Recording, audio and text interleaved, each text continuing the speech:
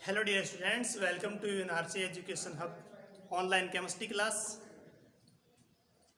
आज अपन तो पढ़ने वाले टॉपिक में मृदा जीवांशु पदार्थ चैप्टर नंबर 2 है।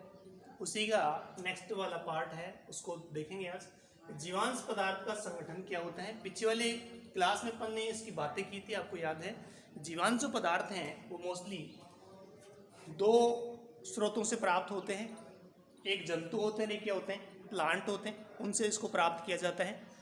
आज अपन जो बात करने वाले जीवांश पदार्थ का संगठन क्या होता है। संगठन का मतलब किससे मिलकर के बने होते हैं। मोस्टली अगर बात करें जीवांश पदार्थ किससे मिलकर के बने होते हैं, तो संगठन की बात करें तो ये मुख्य रूप से दो घटक इसमें मुख्य रूप से पाए जाते हैं। और ये घटक कौन कौन से हैं, आप सभी जानते हैं। जीवांश पदार्थ जो होते हैं ये कार्बनिक पदार्थ होते हैं। क्या होती है जीवांश पदार्थ, क्या होते हैं ये कार्बनिक पदार्थ होते हैं। इसका मतलब इसमें कार्बनिक ही अधिक मात्रा में होता है, पर अकार्बनिक पदार्थ भी इसके अंदर पाए जाते हैं। तो जीवांश पदार्थ के संगठन में मुख्य रूप से कार्बनिक और अकार्बनिक दो घटक पाए जाते हैं। कार्बनिक और अकार्बनिक दो घटक यहाँ पर पाए जाते हैं। कार्बनिक जो घटक होते हैं इनको भी दो भागों में डिवाइड किया गया है। कार्बनिक घटक भी दो भागों में डिवाइड है। सबसे पहले बात करें, ये किसके आधार पर डिवाइडेशन किया गया है। ये डिवाइडेशन किया गया है नाइट्रोजन की उपस्थिति व अनुपस्थिति के आधार पर। देखिए वर्ड है, इसको क्लियर कर लीजिए। नाइट्रोजन का मतलब होता है नाइट्रोजन। क्या होता है, आवर्त सारणी में आप लोगों ने पढ़ा होगा नाइट्रोजन, जिसका परमाणु क्रमांक कितना होता है 7 है। ये एन से नोट करते हैं। नाइट्रोजन इसको बोला जाता है, हिंदी वर्ड है नाइट्रोजन। यही वर्ड अपने को यूज करना है। नाइट्रोजन की जगह नाइट्रोजन नहीं लिखना, क्या लिखना है नाइट्रोजन। अब जो नाइट्रोजन की उपस्थिति और अनुपस्थिति के आधार पर ये दो प्रकार के होते हैं। जिनमें नाइट्रोजन पाया जाता है यानी एन नाइट्रोजन उपस्थित होता है, उनको बोलते हैं नाइट्रोजन उपस्थित। क्या बोलते हैं उनको, नाइट्रोजन उपस्थित है। एक होते हैं जिनमें नाइट्रोजन नहीं पाया जाता है यानी एन अनुपस्थित है। एन क्या होता है, नाइट्रोजन अनुपस्थित होता है। दो भाग हो गए, नाइट्रोजन उपस्थित होता है, नाइट्रोजन अनुपस्थित भाग होता है।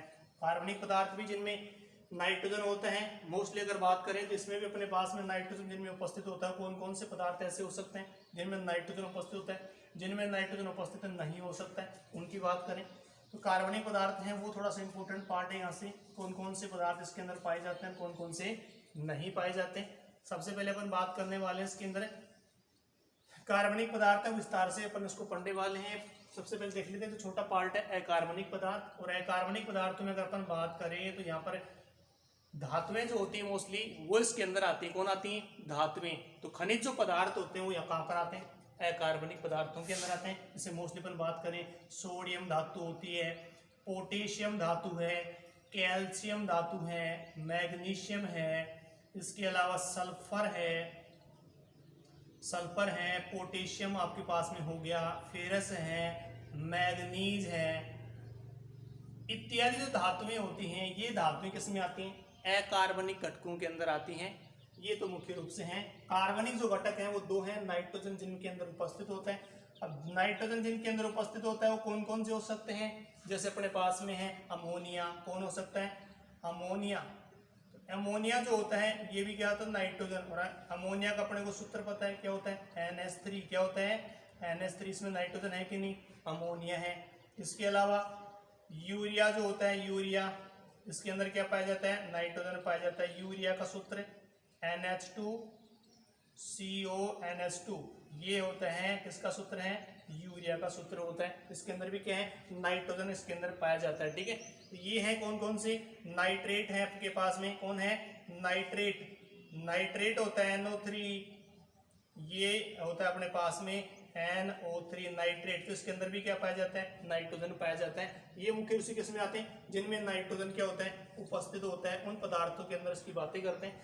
जिनमें नाइट्रोजन उपस्थित नहीं होता है वो कौन कौन से पदार्थ होते हैं मुख्य रूप से। अगर इनकी बात करें नाइट्रोजन उपस्थित नहीं होता है तो मुख्य रूप से जो पदार्थ आते हैं वो कौन से होते हैं, जैसे अपने पास में है कार्बोहाइड्रेट। कौन होते हैं, कार्बोहाइड्रेट होते हैं। ये कार्बोहाइड्रेट होते हैं, इनके अंदर मुख्य रूप से इनमें नाइट्रोजन नहीं होता, इनमें कार्बन, हाइड्रोजन और ऑक्सीजन पाया जाता है। क्या पाया जाता है, कार्बन, हाइड्रोजन और ऑक्सीजन मुख्य रूप से पाया जाता है। वो क्या होते हैं, कार्बोहाइड्रेट होते हैं। इसमें कार्बन होता है, इसमें हाइड्रोजन होता है, इसमें क्या होता है, ऑक्सीजन होता है, इनमें नाइट्रोजन नहीं होता है। ठीक है, तो कार्बोहाइड्रेट है। इसके अलावा अपन बात करें कार्बोहाइड्रेट के अलावा अपने पास में सेल्यूलोज कौन है, सेल्यूलोज जो होता है ये एक पॉलीमर होता है, बहुलक होता है किसका, ग्लूकोज का ही एक भाग होता है सेल्यूलोज है। हेमी सेल्यूलोज होता है, सेल्यूलोज का एक भाग होता है हेमी सेल्यूलोज। ये जो अपने पास में है ये सारे पदार्थ किसमें आते हैं, इसके अंदर आते हैं। नाइट्रोजन उपस्थित वालों में अगर और बात करें अपन तो इसके अंदर तो प्रोटीन होती है ये भी इसके अंदर आती हैं। इसके अलावा अपन बात करें तो एमिनो अम्ल जो होते हैं ये भी किसमें आते हैं, कार्बनिक पदार्थों में जिनमें नाइट्रोजन उपस्थित होता है उसके अंदर इसकी अपन बातें करते हैं। तो देखिए यहाँ पर नाइट्रोजन की उपस्थिति और अनुपस्थिति के आधार पर अपन यहाँ पर देख लिया कि नाइट्रोजन अगर उपस्थित है तो कौन से होंगे और नाइट्रोजन अनुपस्थित है तो कौन से होंगे, कार्बोहाइड्रेट है, सेल्यूलोज है, हेमी सेल्यूलोज अपने को मिलेगा, वसा वगैरह होता है, वसीय जो पदार्थ होते हैं वसा होती है वो भी इसके अंदर आते हैं। वसा और वसीय जो पदार्थ होते हैं वो भी किसमें आते हैं, नाइट्रोजन अनुपस्थित वाले भाग के अंदर आते हैं। तो इनकी मोस्टली बातें किसमें करते हैं, इस वाले पार्ट में। अकार्बनिक में कौन से होते हैं, धातु में होती है sodium, potassium, calcium, magnesium, sulphur, ferrous, manganese इत्यादि धातुएं किसमें आती हैं, अकार्बनिक पदार्थों के अंदर आती हैं। अब अपने पास में आता है जो क्लासिफिकेशन अपन ने करने के बाद अपन यहाँ पर देखने वाले जो सबसे थोड़ा सा इंपॉर्टेंट पार्ट है वो क्या है, ये वाला पदार्थ होता है वो कौन कौन सा और कितनी मात्रा में पाया जाता है, ये अपने को थोड़ा सा याद होना चाहिए, कितनी क्वांटिटी कितनी मात्रा इसकी होती है। स्टार्च की अगर बात करें, स्टार्च जो होता है जो मुख्य रूप से प्लांट का भोजन होता है 1 से 5% होता है। कितना होता है, 1 से 5% ये स्टार्च पाया जाता है। सेल्यूलोज होता है ये 10 से 28% होता है। लगभग सेल्यूलोज की मात्रा अपन देखें 10 से 28% तक सेल्यूलोज पाया जाता है। और अगर अपन बात करें हेमी सेल्यूलोज की अगर बात करें ये देख रहे हैं आप सबसे अधिक कौन पाया जा रहा है, हेमी सेल्यूलोज पाया जा रहा है। 20 से 50% तक इसकी क्वांटिटी होती है किसकी, हेमी सेल्यूलोज की। वसा होती है ये भी कितना होता है भाई, 1 से 8%। कौन होता है, 1 से 8%, लगभग ज्यादा मात्रा नहीं होती, वसा काफी कम पाई जाती है। लिग्निन जो होता है ये भी 10 से 30% होता है। और अगर वास्तविक रूप से बात करें तो सबसे कठोर पदार्थों में भी कौन आ रहा है, लिग्निन ही यहाँ पर आता है।